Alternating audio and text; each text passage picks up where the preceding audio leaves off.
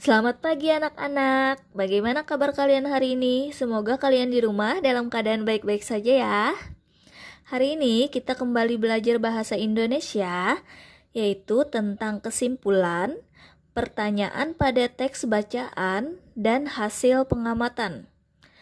Materinya ada di buku halaman 12 sampai halaman 13. Sekarang kita langsung saja ya.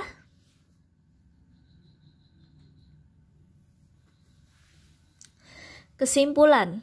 Kesimpulan merupakan informasi penting yang berisi fakta, pendapat, atau alasan terhadap suatu hal.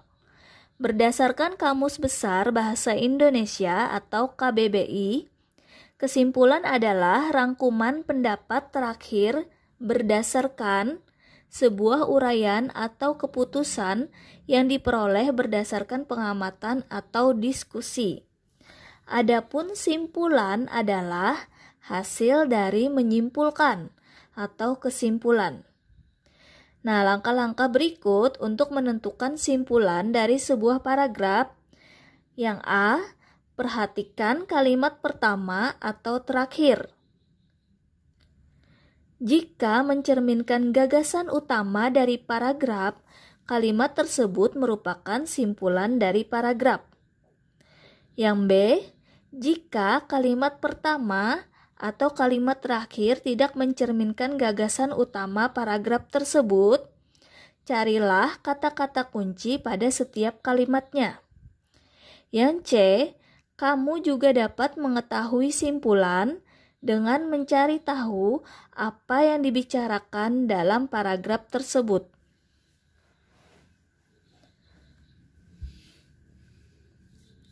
Nah, sekarang yang kita bahas tentang pertanyaan pada teks bacaan.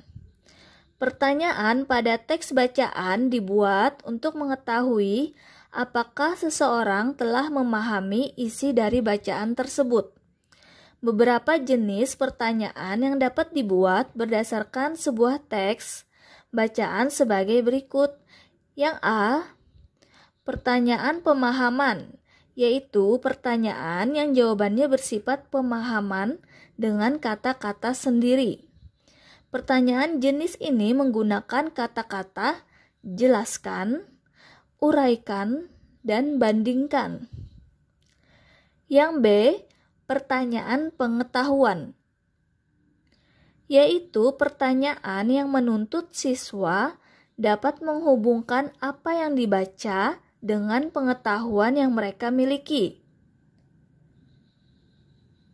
Pertanyaan jenis ini menggunakan kata-kata apa, di mana, kapan, siapa, dan tuliskan. Yang C, pertanyaan penerapan, yaitu pertanyaan yang jawabannya untuk menerapkan pengetahuan atau informasi yang diterima. Yang D, pertanyaan analisis, yaitu pertanyaan yang jawabannya ditemukan dengan cara mengidentifikasi, mencari bukti, atau dengan menarik kesimpulan. Yang E, pertanyaan evaluasi, yaitu pertanyaan yang jawabannya merupakan penilaian atau pendapat.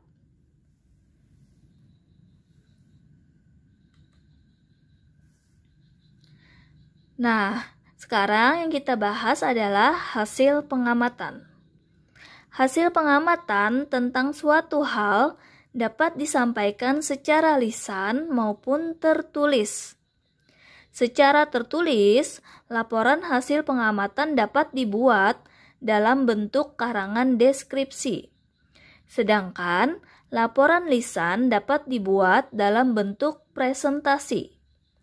Fungsi dari sebuah laporan antara lain A, menjelaskan hasil pengamatan, B, pertanggungjawaban atas tugas atau kegiatan yang telah dilakukan, yang C, sebagai bentuk dokumentasi hasil pengamatan atau hasil kegiatan.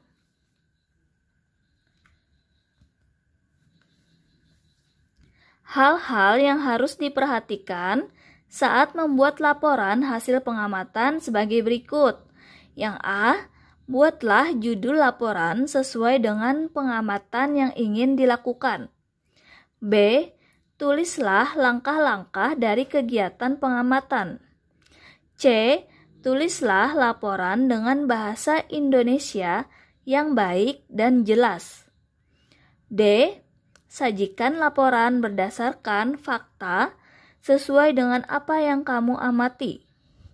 E, tulislah laporan dengan lengkap dan menarik. Yang F, laporan hasil pengamatan meliputi judul kegiatan, waktu kegiatan, langkah kegiatan, hasil kegiatan, dan kesimpulan.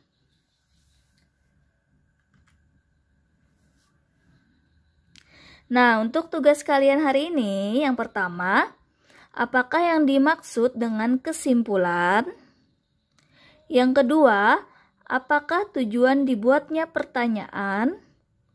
Yang ketiga, sebutkan 5 jenis pertanyaan yang dapat dibuat berdasarkan sebuah teks bacaan. 4. Sebutkan 3 fungsi dari sebuah laporan. 5. Apakah yang dimaksud dengan pertanyaan evaluasi? Nah, terima kasih ya anak-anak sudah mendengarkan penjelasan Ibu hari ini. Semoga kalian bisa menjawab pertanyaan-pertanyaan Ibu dengan mudah. Selamat mengerjakan.